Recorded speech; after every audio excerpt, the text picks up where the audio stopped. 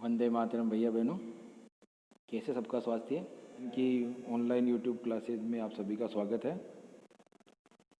Part 1 जो कक्षा 10 का, उसमें हमने भोजन एवं मानव स्वास्थ्य, उसके अंदर हमने कुछ बिंदुओं की चर्चा पहले कर ली थी ऑनलाइन क्लासेज में, जिसमें अपन भोजन, संतुलित भोजन और असंतुलित भोजन की बात करी थी।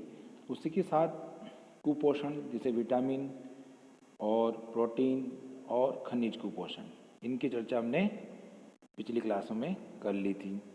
आज हम इस पाठ के अंदर आगे पीने योग्य जल के गुण और दूषित जल के दुष्प्रभाव के बारे में चर्चा करते हैं। पहले बात करते हैं अपन पीने योग्य जल के गुण, यानी कौन सा जल पीने योग्य है, यानी पीने के अपन उपयोग में ले सकते हैं। तो उसके गुण क्या है कि वो जल जो है गंधहीन होना चाहिए, उसमें किसी प्रकार की गंध नहीं होनी चाहिए और कण रहित, निर्मल, स्वच्छ और पारदर्शी होना चाहिए। तो ये आपको ध्यान रखना है। दूसरी बात है पीने योग्य जल का पीएच संतुलित होना चाहिए। पीने योग्य जल का जो पीएच है वो क्या होना चाहिए, संतुलित होना चाहिए, अर्थात पीएच कितना होना चाहिए, 7। अगली बात करें तो जल में पर्याप्त मात्रा में ऑक्सीजन घुली होनी चाहिए, यानी ऐसा जल होना चाहिए जिसके अंदर पर्याप्त मात्रा में ऑक्सीजन की पूर्ति हो, और जल में कोई सूक्ष्म जीव आदि नहीं होना चाहिए, यानी जल के अंदर कोई भी ऐसा हानिकारक सूक्ष्म जीव या वनस्पति आदि नहीं होनी चाहिए, वरना वो जीवों के लिए हानिकारक होते हैं। तो ये आपको ध्यान रखना है।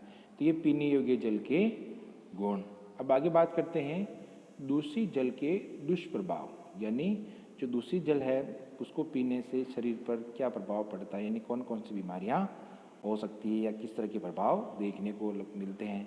तो आपको ध्यान रखना है। पहला है कि पानी में सूक्ष्म जीव होने से हैजा, पेचिश जैसी बीमारियां, गंदे पानी से वायरल संक्रमण भी हो सकता है, यानी वायरस जनित बीमारियां हो सकती है, हैजा, पेचिश जैसे सूक्ष्म जीव जैसे बहुत सारी बीमारियां इस तरह से गंदे पानी से आपको हो सकती है। इसलिए दूषित जल जो है उसका सेवन नहीं करना चाहिए। अगला है वायरस संक्रमण के कारण जैसे रोग होते हैं, ध्यान रखने, हेपेटाइटिस, फ्लू, कोलेरा, टाइफाइड, पीलिया आदि जैसी खतरनाक बीमारियां हो सकती है, ये आपको ध्यान रखना है। अगला बिंदु इसमें राजस्थान में गंदे पानी से नारू रोग होता है, बहुत इंपॉर्टेंट है, ये परीक्षा में बोर्ड में पूछा जाता है। नारू रोग, जो नारू रोग है इसको बाला रोग भी कहते हैं, या नारू रोग का रोग जनक जो है वो ध्यान रखना है ड्रैकनकुलस मेडिनेंसिस नामक कृमि, यानी एक कीट जैसा होता है ये। तो ये जो है बाला या नारू रोग का रोग जनक, तो आपको ध्यान रखना है। ये बोर्ड की परीक्षा में कितनी बार पूछा गया है। ड्रैकनकुलस मेडिनेंसिस नामक कृमि से ये होता है नारू रोग। अब है बचाव, यानी हमें दूषित जल से किस तरह से बच सकते हैं या इनके होने से प्रभाव से कैसे बच सकते हैं। तो पहला है कि पानी को छानकर, तो थोड़ा गंदा है तो उसको छान लेना चाहिए और उबाल कर ठंडा करके पीना चाहिए, यानी उबालने से क्या होता है उसके सूक्ष्म जीव जो है वो नष्ट हो जाते हैं। तो पानी को छान कर उबाल कर ठंडा करके पीना चाहिए। अगला है कि नदी, तालाब इत्यादि में नहाना व कपड़े धोना नहीं चाहिए, क्योंकि नदी तालाब में अगर नहाएंगे या मवेशी बहुत सारे जंतु नहाएंगे, बड़े बड़े प्राणी, तो वहाँ पर अशुद्धियाँ या गंदगी या बहुत सारे उनके सूक्ष्म जीव उनसे उस पानी के अंदर घुल जाएंगे, और कपड़े भी नहीं धोने चाहिए। तो ये चीज़ की सावधानी रखनी चाहिए, तो बीमारियाँ नहीं होगी और बचाव रहेगा। तो ये आपको ध्यान रखना है।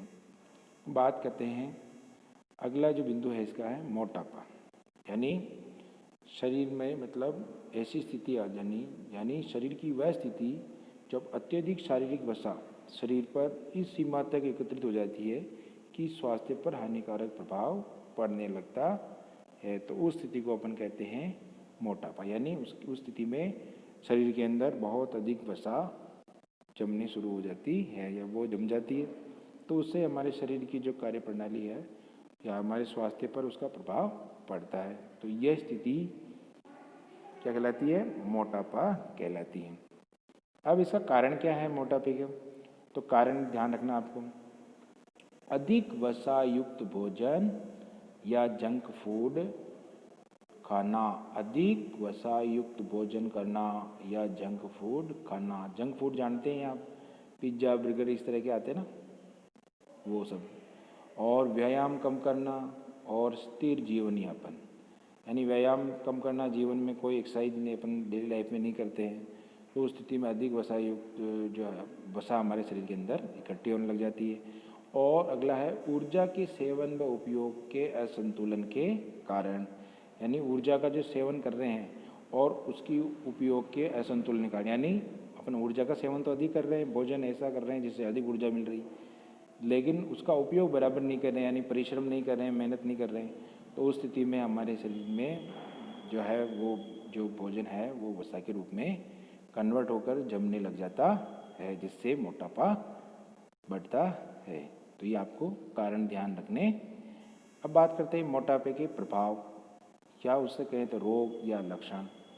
तो इसमें क्या है कि हृदय रोग, बहुत ज़्यादा हार्ट अटैक इस तरह की समस्याएं आप सुनते हैं, कोलेस्ट्रॉल बढ़ गया भाई, हार्ट बीपी हाई हो गई, तो ये सब कहीं ना कहीं संबंध इनका मोटापे से होता है। मधुमेह यानी डायबिटीज़, निद्राकालीन श्वास समस्या, श्वास संबंधी जो भी समस्याएं हैं, कैंसर, अस्थि संध्यार्थी आदि रोग, ये सभी रोग, अस्थि संध्यार्थी और कैंसर, ये सभी रोगों का संबंध मोटापे से है।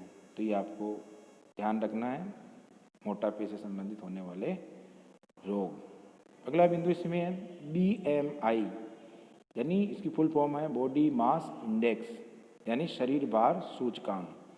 इसका अर्थ यह है कि मानव जो शरीर है उसकी शरीर के भार और लंबाई का अनुपात क्या कहलाता है? शरीर भार सूचकांक, यानी उसकी जो लंबाई है उसके हिसाब से शरीर का वजन कितना है, उन दोनों का अनुपात ही शरीर भार सूचकांक कहलाता है, बॉडी मास इंडेक्स। ये मानव शरीर के भार व लंबाई का अनुपात होता है।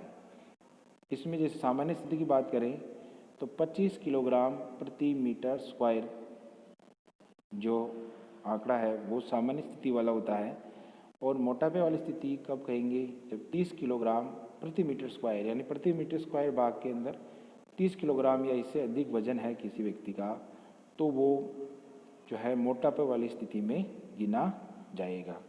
तो ये बॉडी मास इंडेक्स जो सूचकांक है, ये सामान्यतः आपको ध्यान रखना है, ये बहुत इंपॉर्टेंट है, ये पूछा जाता है परीक्षा में। BMI का पूरा नाम लिखिए, इस तरह से प्रश्न बन जाता है, बॉडी मास इंडेक्स यानी शरीर भार सूचकांक।